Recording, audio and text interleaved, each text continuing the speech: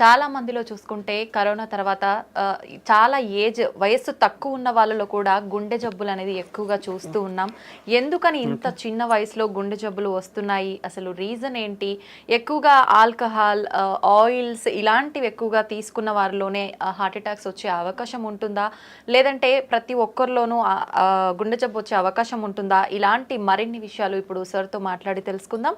ప్రస్తుతం నాతో పాటు ఉన్నారు కన్సల్టెంట్ కార్డియాలజిస్ట్ లక్కిరెడ్డి కిరణ్ కుమార్ రెడ్డి గారు. ఇప్పుడు సార్తో మాట్లాడదాం. నమస్కారం సార్. నమస్కారం అండి. సార్, గుండె ఆరోగ్యంగా ఉండాలి అంటే ఎల్డిఎల్, హెచ్డిఎల్ లెవెల్స్ అనేవి ఎంతలో ఉంటే హెల్తీగా ఉన్నట్టు సార్? సో దీన్నే కొలెస్ట్రాల్ అబ్నార్మాలిటీస్ ఆర్ డిస్లిపిడీమియా అంటాం. ఓకే, యూజువల్లీ ఎవ్రీబడి నోస్, అందరికీ తెలిసింది ఏంటంటే LDL cholesterol is the bad cholesterol, HDL cholesterol is the good cholesterol. But lot of people అందరూ ఏమనుకుంటారంటే మన కొలెస్ట్రాల్ అంతా ఎక్కడి నుంచి వస్తుంది, ఓన్లీ ఫుడ్లో నుంచి మాత్రమే వస్తుంది అనుకుంటారు. But it is only the part of the, మన బాడీలో ఒక కొలెస్ట్రాల్ లెవెల్స్కి it's only a part only.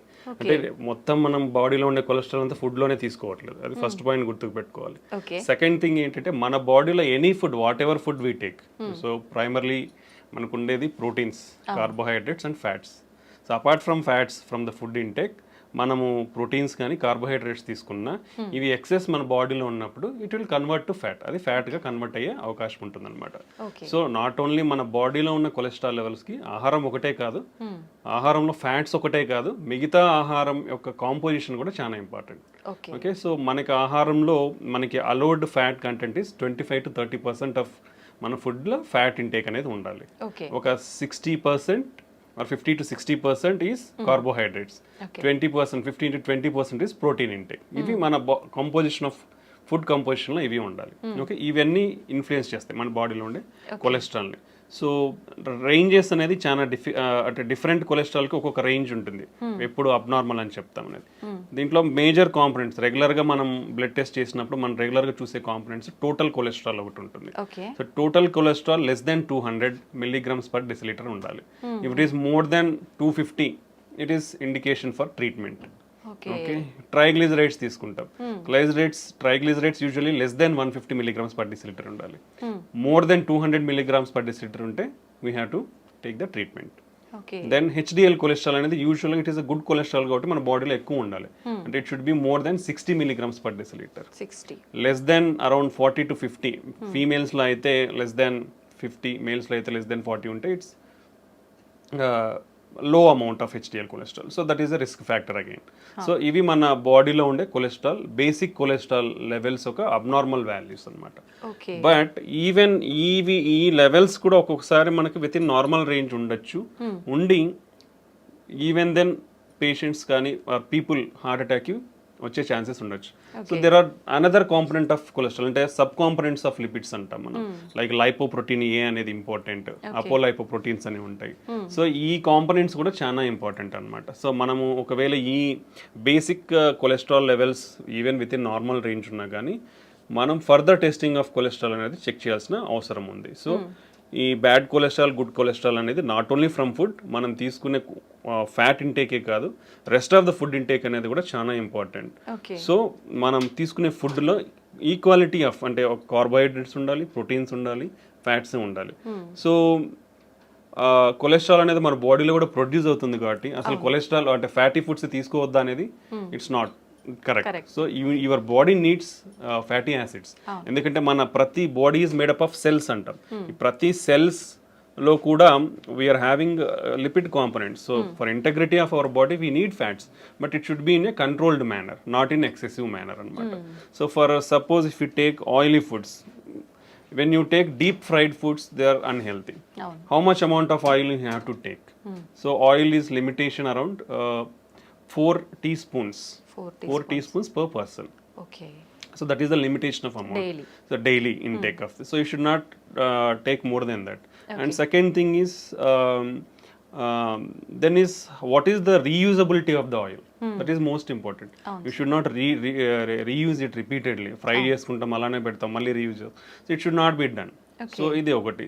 Third thing ఏంటంటే నౌ ఆల్ ద మార్కెట్లో చాలా వరకు పార్షియల్లీ హైడ్రోజనేటెడ్ రిఫైన్డ్ ఆయిల్స్ అనేవి వస్తుంటాయి. Those are not healthy. So whatever it is cold pressed oils or organic oils ఉంటే those are better. So for fat intake.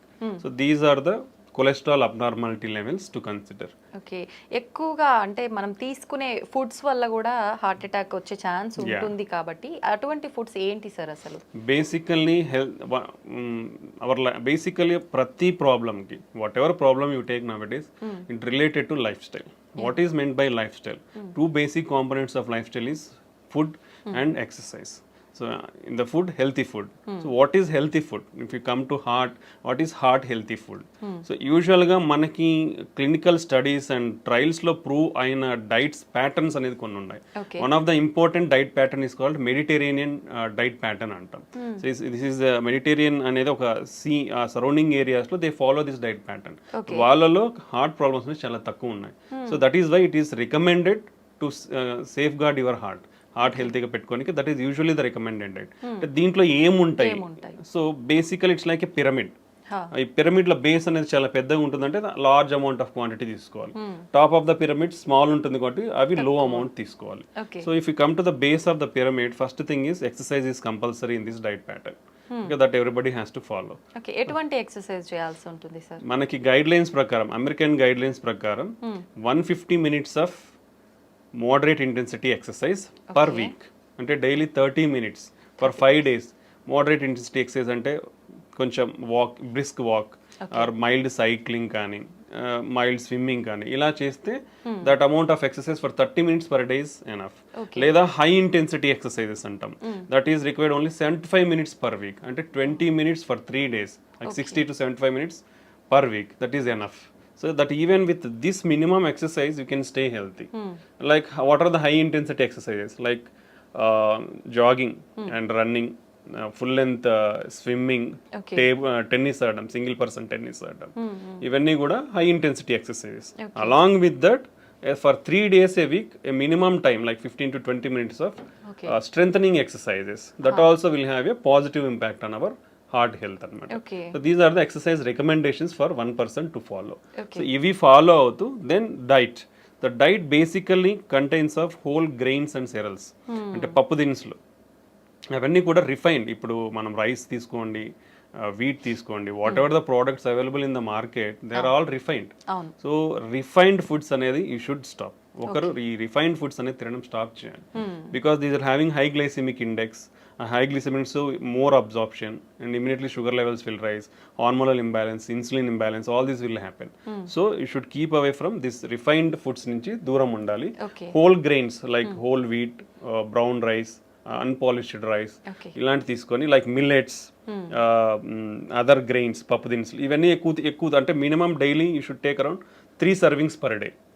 You have to take these things. Next comes fruits and vegetables.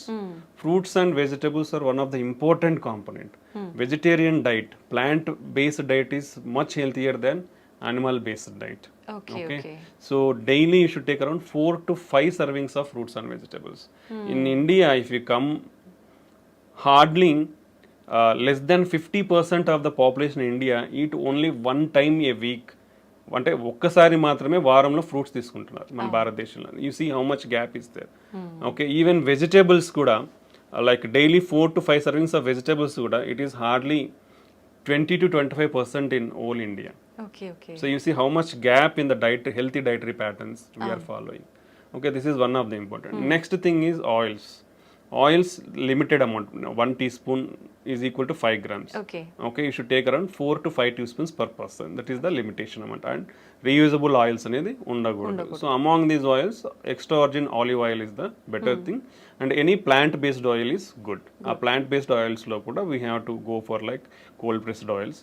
Better avoid refined oils అనేది avoid చేయాలి. దాంట్లో కూడా mono unsaturated or poly unsaturated fatty acids ఉన్న oils ని prefer చేయాలి. Like sunflower, soybean oil, sesame oil, ఇవి they are good in mono or poly unsaturated fatty acids. Okay, then if you come to poultry or fish, non-vegetarian. In non-vegetarian, usually the preferred is fish. Any oily fish or fish is the preferred non-vegetarian diet. Apart from that, poultry, chicken doesn't have any harmful effects on the heart. So you can take a chicken. That also like 2 to 3 servings per week. Not more than that. Okay. Okay. Then if you come to dairy products, dairy also 1 or 2 times a day you can take dairy products. Then on the top, which is the minimal amount, like hardly once in a month Okay. or even less than that, all the processed foods and the red meat. The red meat comes like mutton, lamb, sheep, pork, beef. All this comes under red meat. So it is not advisable to take all these things. And all sugar sweetened beverages like cool drinks, which is the very harmful. బయటికి పోతే చాలు cool drink తాగుతారు, అది అలవాటు అయిపోతుంది అందరికి. So అది avoid చేయాలి. బికాస్ అసలు అంటే హార్డ్లీ మంత్లో వన్స్ అని చెప్తున్నాం, ఇక్కడ అందరు చేసేది అంటే డైలీ 3 times తాగుతారు. You see how much harmfulness we are getting into our body. And all the bakery products, like all are coming from the refined wheat. Like maida nunchi bakery products anni samosal gaani pufful gaani, even if you see cakes, lot of cream is there. So all things are refined products only. You should avoid. Hardly less than a month you should eat. But this is the bad thing. ఆ పైన ఉండేదే మనం అందరం కింద ఎక్కువ తింటున్నాం. So this is the unhealthy thing you should not follow. So this healthy diet follow avadam anedi chaana important. If you follow this healthy diet and regular exercise, we can control lot of risk factors like sugar gaani, BP gaani, stress levels gaani. We can reduce all of the things with healthy diet and exercise. Okay, that is the importance of diet and exercise.